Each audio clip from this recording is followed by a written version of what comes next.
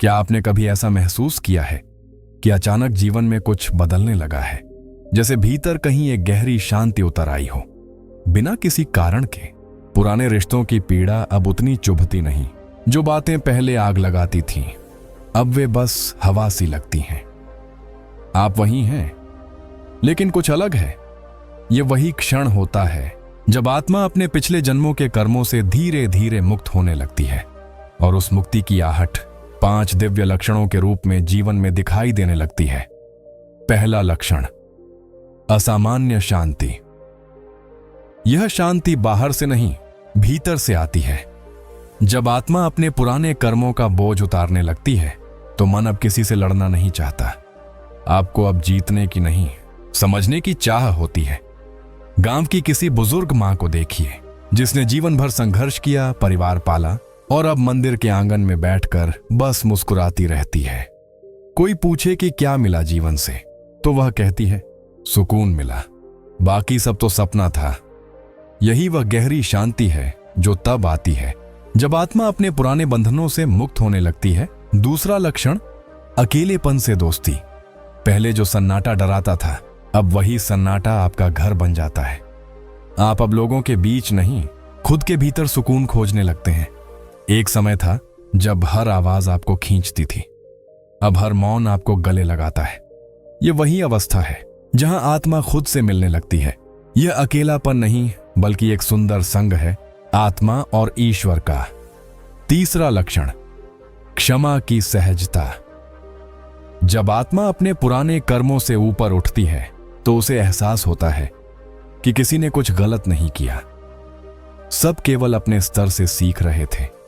जो पहले चोट थी, अब वही सबक बन जाती है। आपने देखा होगा, कुछ लोग हर तकलीफ झेलकर भी दिल में रंज नहीं रखते, क्योंकि वे समझ चुके होते हैं कि बदला नहीं, बस छोड़ देना ही असली जीत है।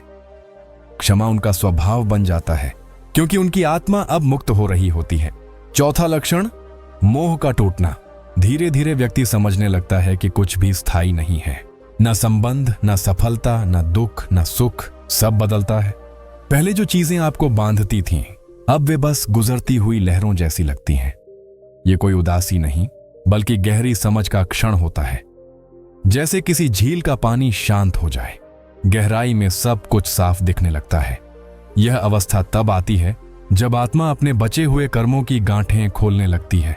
पांचवा और सबसे सुंदर लक्षण, अदृश्य करुणा।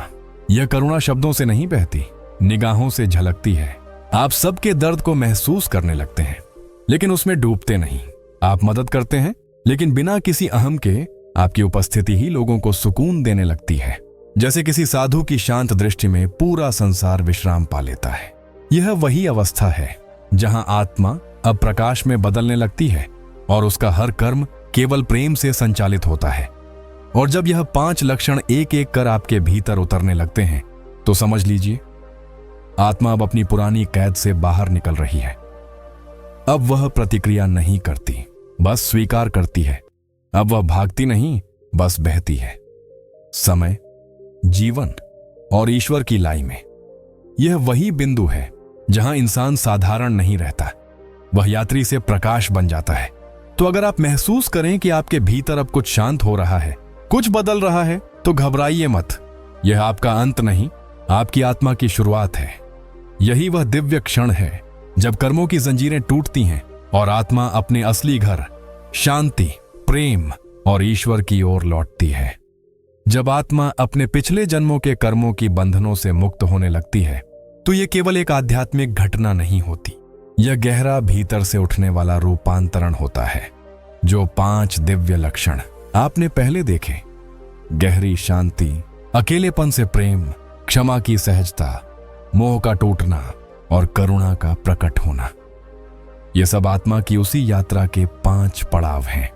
चलिए अब इन 5 लक्षणों को गहराई से समझते हैं, जैसे कोई नदी अपने स्रोत तक लौट रही हो। पहला लक्षण, गहरी और स्थायी शांति का उदय। यह शांति साधारण नहीं होती। यह किसी बाहरी आराम या भौतिक सुविधा से नहीं आती। यह तब प्रकट होती है जब आत्मा अपने संचित कर्मों की उलझनों से धीरे धीरे मुक्त होने लगती है। पहले व्यक्ति हर बात पर प्रतिक्रिया करता है, क्रोध आता है, चिंता सताती है, और मन हर क्षण बेचैन रहता है। लेकिन जब आत्मा अपने बोझ को उतारना शुरू करती है तो भीतर एक अद्भुत मौन उतरता है। यह मौन डर का नहीं बल्कि स्वीकृति का होता है। अब व्यक्ति जानता है कि जीवन जैसा है वैसा ही पूर्ण है। कुछ पाने की भूख, कुछ साबित करने की जरूरत समाप्त हो जाती है। आप खुद को बार बार कहते पाते हैं, सब ठीक है, जैसा है वैसा ही ठीक है। यह अवस्था तभी आती है जब आत्मा समझ जाती है कि वह खुद इस जगत की नाट्यशाला में अभिनेता भी है और दर्शक भी। जब यह समझ दृढ़ हो जाती है तो शांति स्वतः जन्म लेती है, स्थायी, अटूट। दूसरा लक्षण, अकेलेपन से प्रेम। पहले हम भीड़ में सुकून ढूंढते हैं। हमें किसी का साथ, किसी का ध्यान, किसी की स्वीकृति चाहिए होती है। पर जब आत्मा मुक्त होने लगती है तो उसकी दिशा भीतर की ओर मुड़ती है। अब सन्नाटा डर नहीं पैदा करता बल्कि शांति लाता है। व्यक्ति अपने भीतर बैठकर भी पूर्ण महसूस करता है। यह वही स्थिति है जब ध्यान सहज हो जाता है। अब आपको किसी मंदिर या आश्रम में जाने की आवश्यकता नहीं पड़ती। हर जगह वही ईश्वर दिखने लगता है, पेड़ों में, हवाओं में, यहां तक कि अपनी सांसों में भी। अकेलेपन से प्रेम का अर्थ यह नहीं कि आप संसार से भाग गए हैं, बल्कि यह कि आप अब अपने भीतर इतनी गहराई में उतर चुके हैं कि अकेलापन अब आपको पूर्ण महसूस कराता है, अधूरा नहीं। यह वो अवस्था है जहां आत्मा और परमात्मा के बीच का पर्दा पतला होने लगता है। तीसरा लक्षण, क्षमा की सहजता। यह लक्षण सबसे सुंदर और सबसे कठिन होता है। जब आत्मा अपने पुराने कर्मों के प्रभाव से ऊपर उठती है तो उसे यह गहरी समझ आती है कि हर आत्मा अपने स्तर पर सीख रही है। कोई किसी का शत्रु नहीं, कोई किसी का दोषी नहीं। सब केवल साधन हैं हमारे अनुभवों के। जो दर्द पहले नफरत जगाता था अब वही हमें समझ सिखाता है। जब यह समझ आती है तो क्षमा अपने आप उतरती है। आपको किसी को माफ करने के लिए प्रयास नहीं करना पड़ता, क्योंकि मन में अब कोई बोझ बचा ही नहीं होता। अब कोई अपराध ही नहीं दिखता। सब अपने रास्ते पर चल रहे यात्री लगते हैं। यह वही क्षण है जब हृदय हल्का हो जाता है और आत्मा का बोझ लगभग समाप्त हो जाता है। चौथा लक्षण, मोह और लगाव का टूटना। यह शायद सबसे गहरी और सबसे परिवर्तित करने वाली अवस्था है। पहले इंसान हर चीज को मेरा कहकर पकड़ना चाहता है। मेरा परिवार, मेरा घर, मेरा धर्म, मेरा विचार। लेकिन जब आत्मा अपने कर्मों की जड़ से बाहर निकलती है तो उसे एहसास होता है कि कुछ भी स्थायी नहीं है। जो आज है वह कल नहीं रहेगा, और जो गया वो कभी पूरी तरह गया भी नहीं, क्योंकि सब कुछ ऊर्जा का रूपांतरण है। यह समझ दुख नहीं देती बल्कि व्यक्ति को मुक्त करती है। अब संबंध भी प्रेम से निभाए जाते हैं, अधिकार से नहीं। वस्तुएं उपयोग के लिए होती हैं, पहचान के लिए नहीं। और यह मोह मुक्त अवस्था ही असली त्याग है, जहां आपको छोड़ते नहीं, बस समझ जाते हैं कि पकड़ना व्यर्थ है। यही वह क्षण है जब आत्मा पहली बार सच्चे अर्थों में हल्की हो जाती है, उड़ने लगती है, जैसे कोई पक्षी अपने घोंसले की सीमा पार कर आकाश में विलीन हो जाए। पांचवा लक्षण, करुणा का प्रकट होना। जब आत्मा अपने कर्मों की धूल से साफ होने लगती है तो उसमें एक दिव्य करुणा प्रकट होती है।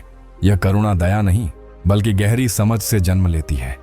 अब व्यक्ति दूसरों के दर्द को महसूस करता है लेकिन उसमें डूबता नहीं। वह मदद करता है लेकिन अहम से नहीं। उसकी उपस्थिति ही शांति फैलाने लगती है। जैसे किसी संत के पास बैठकर ही मन शांत हो जाता है, वैसा ही प्रभाव इस अवस्था के व्यक्ति से आता है। यह करुणा कोई कर्म नहीं बल्कि आत्मा की स्वाभाविक अवस्था बन जाती है। आप किसी को बचाने की कोशिश नहीं करते, आप बस अपने अस्तित्व से ही सबको प्रेरित करते हैं। यही वह समय होता है जब आत्मा प्रकाश की तरह फैलने लगती है, बिना शब्दों के, बिना प्रयास के, केवल अपने अस्तित्व से। और जब यह पांचों लक्षण स्थायी हो जाते हैं तो समझ लीजिए कि अब आत्मा अपने अंतिम शुद्धिकरण की ओर बढ़ रही है। अब वह कर्म नहीं बनाती, बस अनुभव करती है। अब वह संघर्ष नहीं करती, बस बहती है, जैसे नदी अपने अंतिम मिलन की ओर चलती है। इस अवस्था में व्यक्ति के लिए जीवन न तो जीतने की चीज रह जाती है, न हारने की। वो बस एक सुंदर यात्रा बन जाता है, जहां हर क्षण एक नया अनुभव, एक नई सीख, एक नया प्रकाश होता है। इस यात्रा का अंत नहीं होता, क्योंकि आत्मा कभी समाप्त नहीं होती। वह बस रूप बदलती है, दिशा बदलती है और अनुभवों के माध्यम से अपने शुद्धतम स्वरूप के करीब पहुंचती है। जब यह समझ आत्मा में उतरती है तो वह मुक्त हो जाती है, न केवल पिछले जन्मों के कर्मों से बल्कि हर प्रकार के भय से भी। तब जीवन में केवल एक ही चीज बचती है, शांति, प्रेम और अस्तित्व की पूर्णता। और यही वो दिव्य अवस्था है जहां इंसान अब जीव नहीं बल्कि ज्योति बन जाता है, जो खुद भी रोशनी है और जो दूसरों के अंधेरे को भी बिना बोले उजाला दे जाती है। यही आत्मा की सच्ची मुक्ति है, वही मोक्ष जिसकी तलाश हर जन्म में जारी रहती है और जिसकी पहली झलक तब मिलती है जब आप अपने भीतर इन 5 लक्षणों की आहट सुनने लगते हैं। जब आत्मा इस अवस्था तक पहुंचती है तो जीवन का अर्थ पूरी तरह बदल जाता है। अब हर चीज को देखने का नजरिया अलग हो जाता है। पहले जो घटनाएं दर्द देती थीं, अब वे सबक बन जाती हैं। पहले जो रिश्ते बोझ लगते थे, अब वही सीख बन जाते हैं। आत्मा समझ जाती है कि संसार कोई युद्ध भूमि नहीं है, यह एक विद्यालय है जहां हर व्यक्ति शिक्षक भी है और विद्यार्थी भी। जो हमें चोट देता है वही हमें धैर्य सिखाता है, जो हमें छोड़ जाता है वही हमें आत्मनिर्भर बनाता है, और जो हमें समझ नहीं पाता वही हमें खुद को समझने की दिशा में धकेल देता है। जब आत्मा मुक्त होने लगती है तो वह धीरे धीरे प्रतिक्रिया से स्वीकृति की ओर बढ़ती है। अब कोई घटना अच्छी या बुरी नहीं लगती, वह बस अनुभव लगती है।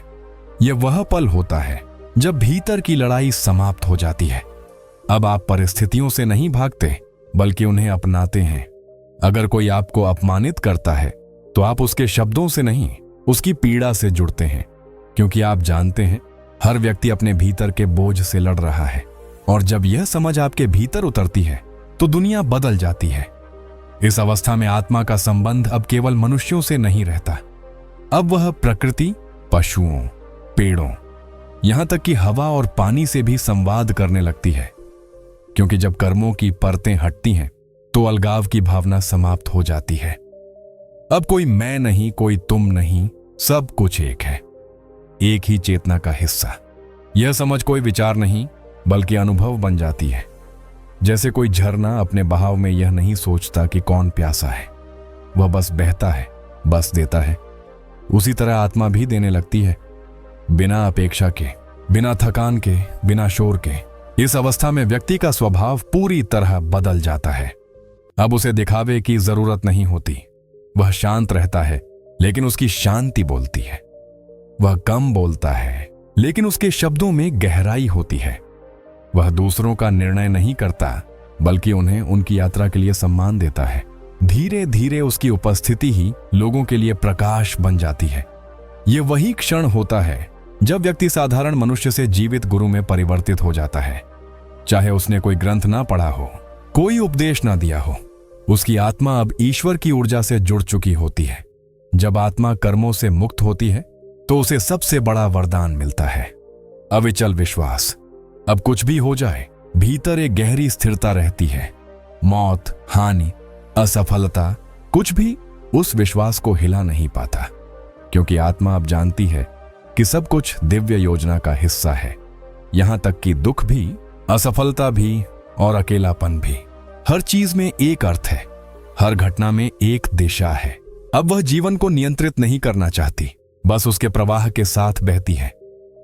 यह वही अवस्था है जहां व्यक्ति कर्मयोगी बन जाता है, जो काम करता है लेकिन उसके परिणाम से बंधा नहीं रहता। धीरे धीरे यह आत्मिक स्वतंत्रता एक दिव्य आनंद में बदल जाती है। यह आनंद किसी हंसी या उत्सव से नहीं जुड़ा होता। यह मौन का आनंद है। यह वह सुख है जो बिना कारण आता है और बिना शर्त टिकता है। आप बस बैठे हैं, सांसें चल रही हैं और भीतर एक मधुर शांति गूंज रही है। यही वह आनंद है जिसे आत्मा आनंद कहा गया है। यह सुख बाहर से नहीं, भीतर के शून्य से जन्म लेता है, जहां कुछ पाने की चाह नहीं, कुछ खोने का डर नहीं। यही वह स्थान है जहां आत्मा परमात्मा से मिलती है, बिना किसी शब्द के, बिना किसी पूजा के, सिर्फ एक मौन आलिंगन में। और तब जीवन का हर क्षण पूजा बन जाता है। अब आपको मंदिर या तीर्थ की जरूरत नहीं रहती, क्योंकि आप खुद मंदिर बन जाते हैं। हर सांस जप बन जाती है, हर कर्म ध्यान बन जाता है। आप जो भी करते हैं उसमें प्रेम और जागरूकता का स्पर्श होता है। यही आत्मा की अंतिम पहचान है, जीवन को पूर्ण सजगता से जीना। यही मोक्ष का अर्थ है कि आप संसार में रहते हुए भी उससे ऊपर उठ जाएं। अब कोई भय नहीं, कोई प्रश्न नहीं, बस एक गहरी कृतज्ञता कि यह जिंदगी मिली, यह अनुभव मिला और यह यात्रा जारी है। अब आत्मा समझ चुकी है कि जन्म और मृत्यु केवल द्वार हैं और वह स्वयं उस प्रकाश की किरण है जो हर जन्म में अपना रंग बदलती है पर कभी बुझती नहीं। तो अगर आज आपको लगे कि कुछ बदल रहा है, कि भीतर कुछ शांत हो रहा है, कि कुछ छोड़ने का मन है, तो जान लीजिए यह अंत नहीं है। यह वही दिव्य शुरुआत है जहां आत्मा अपने पुराने कर्मों की बेड़ियां तोड़कर अपनी सच्ची उड़ान भरने की तैयारी कर रही है। और जब यह उड़ान शुरू होती है तब ना समय बचता है, ना दूरी, ना अलगाव, बस एक अनंत अनुभव जो ईश्वर के हृदय में विलीन हो जाता है। यही आत्मा की सबसे सुंदर यात्रा है, जब वह खुद को भूलकर अपने स्रोत को याद करने लगती है।